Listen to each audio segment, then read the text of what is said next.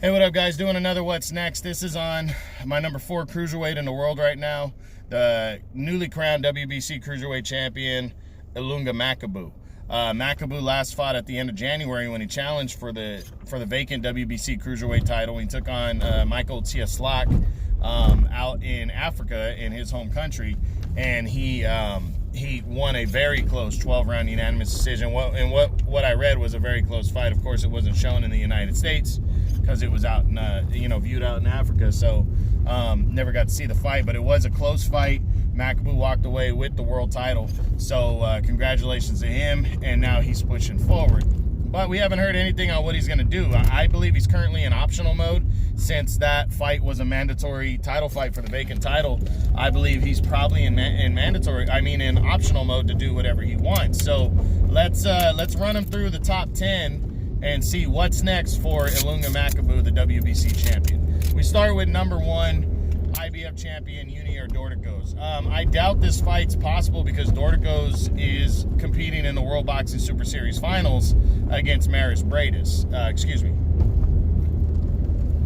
At least that's what still looks to be the case. Unless the World Boxing Super Series completely gets rid of the tournament, it looks like these two guys are locking horns in the finals. Still, that fight's still going to happen once the coronavirus is lifted. So that they got to get done with that. Makabu's going to be wanting to get back in the ring. I don't think he's going to want to take a long time off in between fights. So I don't see him and Dorticos fighting next.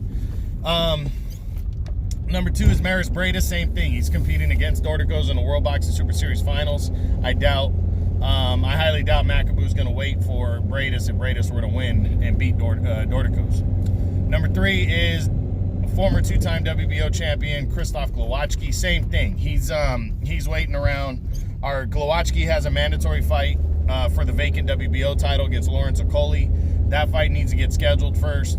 I doubt Makabu's going to want to wait around and face Glowacki, after what probably would be like a year layoff. It probably wouldn't be till the end of the year, early next year, that he could get him. And, he last fought at the end of January, so I don't think he's going to want to wait that long.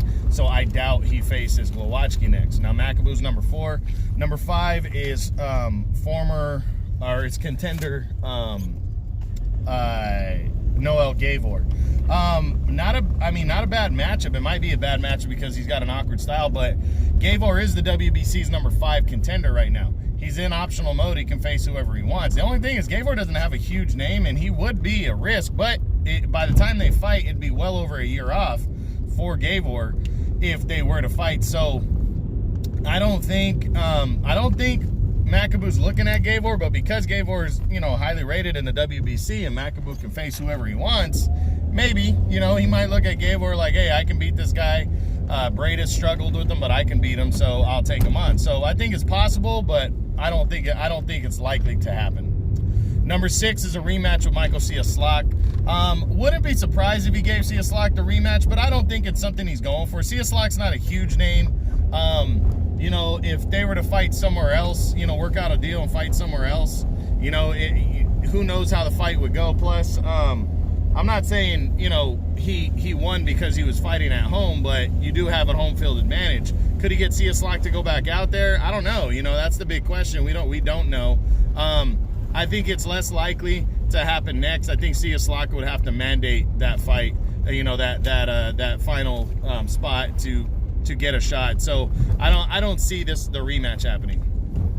Number 7 is a rematch with contender Alexei Papin. These guys fought in August of last year in the WBC's final eliminator, and it ended up being a really good fight. He came in a pretty sizable favorite, and Papin, who was undefeated but hadn't really faced anybody on Makabu's level, gave him a great fight, and it really was a back and forth fight.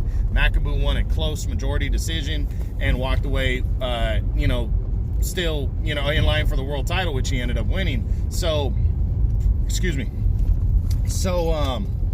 now would he fight Papin? Well, Papin hasn't done anything since their fight. I wouldn't completely rule it out, but I just don't think it's going to go down. I don't think it happens. I guess it could, but I'm leaning towards the less likely that it does, because Papin hasn't done anything. He's not a big name, and the first fight was close. So Makabu, you know, unless he wants to start a rivalry here, which he could, I don't see it happening. But again, it could. Number 8 is Andrew Tabiti, the former world title challenger.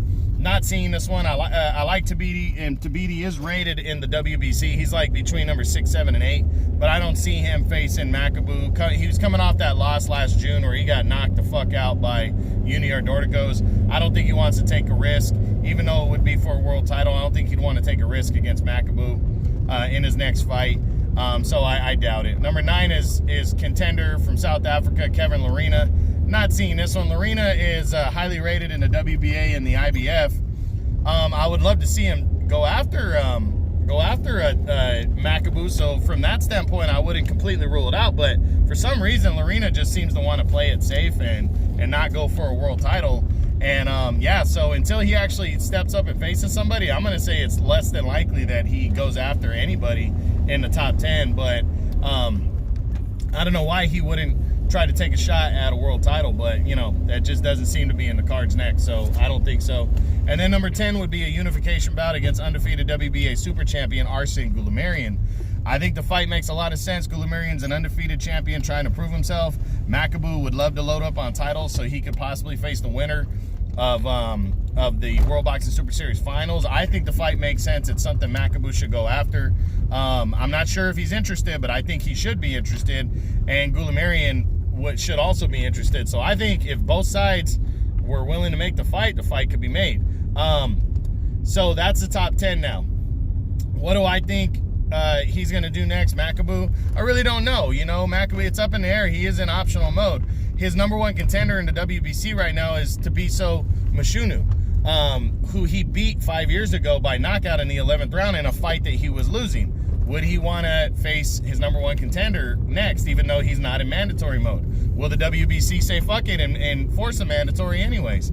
Right now, we honestly don't know. I think that is possible that he could face Mashunu just to stay busy, see how it goes, and he is his number 1 contender. I think, you know, some of the options in the top 10 are possible, like Gavor, Cieslak, Papin. Those guys are all possible, but I think less than likely. And I think what he should do is go after Arsene Goulamirian. I mean, unless he wants to wait around to get a bigger name champion, I understand that. But this division's so wide open. Why not just say fuck it and crown yourself as a unified champion prior to going into you know, one of the bigger names, which is Glowacki, or the winner of the Super Series. But I think he's probably going to lean more towards that way, see if the winner of the Super Series would be interested in unifying belts, or see if Glowacki would be interested in unifying belts after Glowacki goes out and hopefully captures the world title, you know, and sees what happens, and we will see what happens. So that is the what's next on my number 4 cruiserweight in the world right now, the WBC champion Ilunga Makabu. I hope you guys enjoyed it. True Boxing, you've been hit with the truth.